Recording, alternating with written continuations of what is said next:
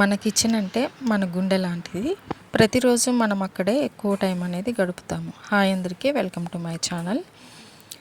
ఈరోజు నేను kitchen clean చేస్తూ సర్దుకుంటూ కొన్ని విషయాలు అనేది మీతో షేర్ చేస్తాను.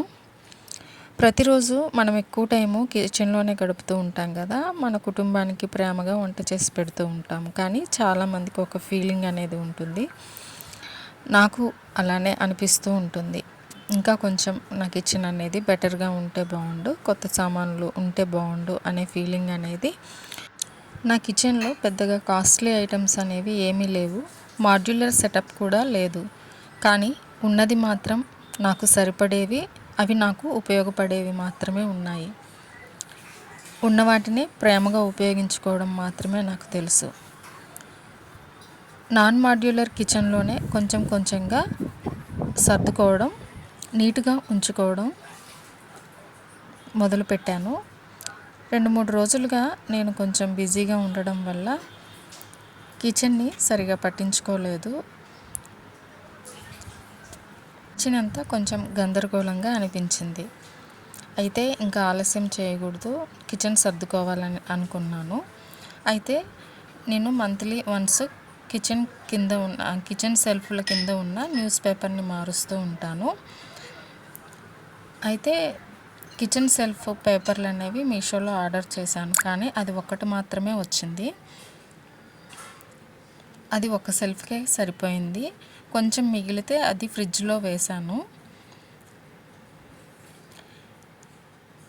అవన్నీ ఒక్కొక్కటిగా తీస్తూ ఉంటే కొంచెం మనసులో క్లారిటీ అనేది వచ్చింది.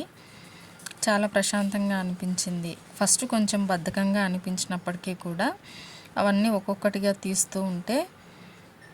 తీసేసి అదంతా నీట్గా క్లీన్ చేసి ఆ పేపర్లన్నీ తీసేసి కొత్త పేపర్లు వేస్తే ఆటోమేటిక్గా మనకి సర్దాలి, ఇంకా నీట్గా చేసుకోవాలి, ఇంకా ఏ విధంగా దీన్ని సర్దుకోవాలి అనే ఆలోచనలు అనేవి బ్రెయిన్లో మొదలవుతూ ఉంటాయి.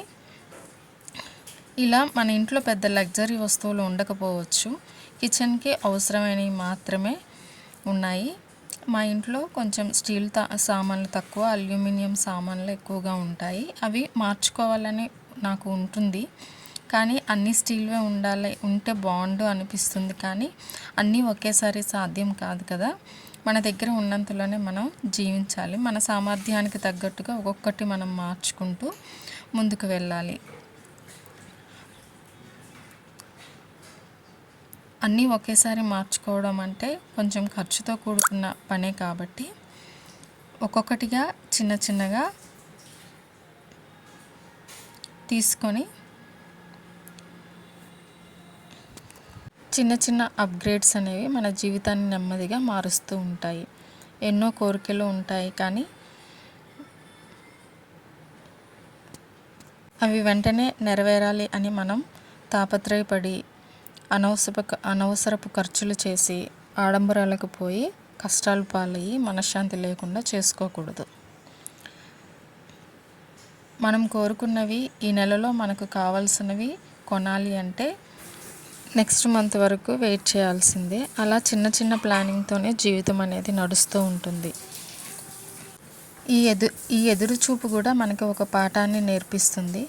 ఇది ఒక సహనాన్ని నేర్పిస్తుంది. అవసరం మరియు కోరికల మధ్య తేడాను చూపిస్తుంది.